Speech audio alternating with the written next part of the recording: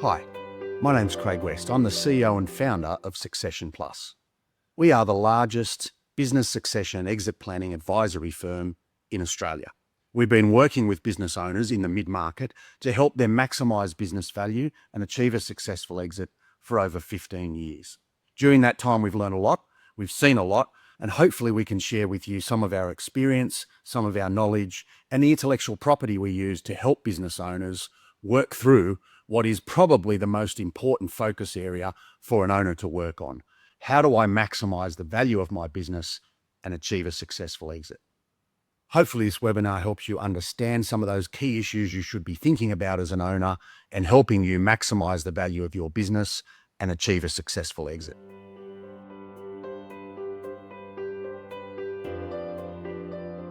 Understanding employee ownership plans. What, when, why, and how. Let's start with the what. What is an employee share ownership plan? They've often got different names. The tax office, or the legislation actually, calls them ESS, or employee share schemes. Sometimes they're called ESPs, employee share plans, employee share ownership plans, equity plans. You might hear all different names in the marketplace. Ultimately, they're all very, very similar. They're simply a program that provides a company's workforce with an ownership interest in the business they work for. Typically, shares are allocated to employees, and often there's no upfront cost for the employee to buy those shares. When to implement an employee share ownership plan?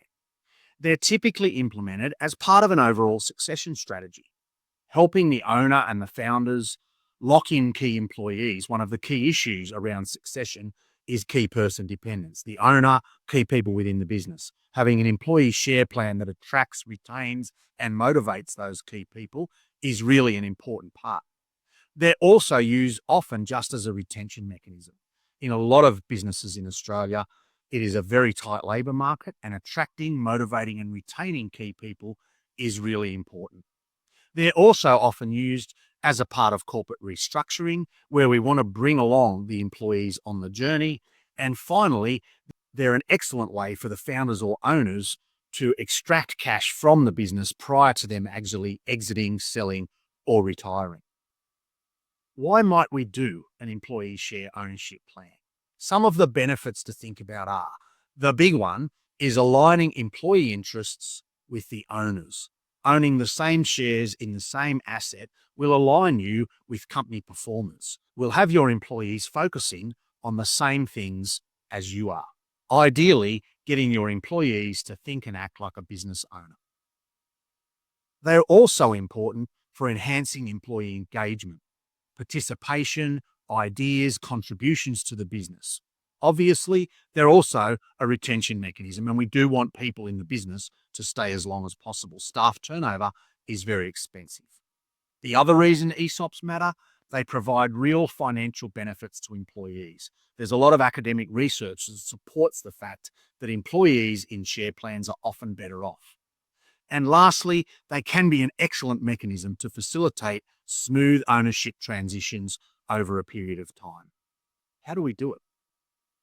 This map shows you, literally, the various steps, 5 in fact, in terms of how we go ahead and implement employee ownership with any business. The first step is really exploring the concept. Is this right for us? How might it work? Is our structure appropriate? And what are the goals and outcomes we're trying to achieve? That ultimately leads to a decision to pursue the employee share plan. We then have to get into the feasibility phase. We do a deep dive into the valuation, the financial structures, the management capacity, and design the timeline. We can then start to work out what sort of plan are we actually using. The introduction phase then talks about what does the business structure look like going forward? Which ESS do we use?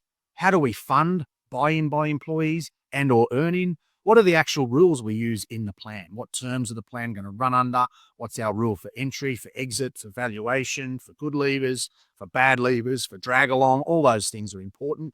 And now we're starting to get our employees involved in the process. As we prepare the documents, we then move into implementation. Legal documentation is important. Designing the governance structures that manage the employee share plan and the underlying business asset. And obviously a big part of this stage is employee education, implementing ownership mindset, having employees join on board as part of the process to implement employee ownership. And lastly, once the plan's done, we're actually not finished. We've executed employee ownership within our business. The key is actually to drive the value of the business from there going forward. We need to make sure we've got an ownership culture. We're using ownership mindset techniques. We've got a governance structure to own and manage and run the business. But more importantly, we're looking at value acceleration.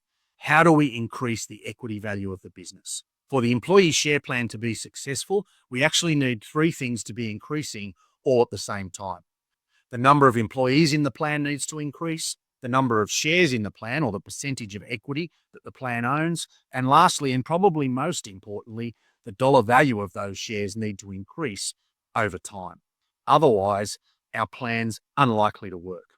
The key things to think about before you go down this road really is that employee ownership can be a very powerful tool, not just for succession, but also for business growth, for employee retention, motivation, and reward, and ultimately as a succession and exit planning tool.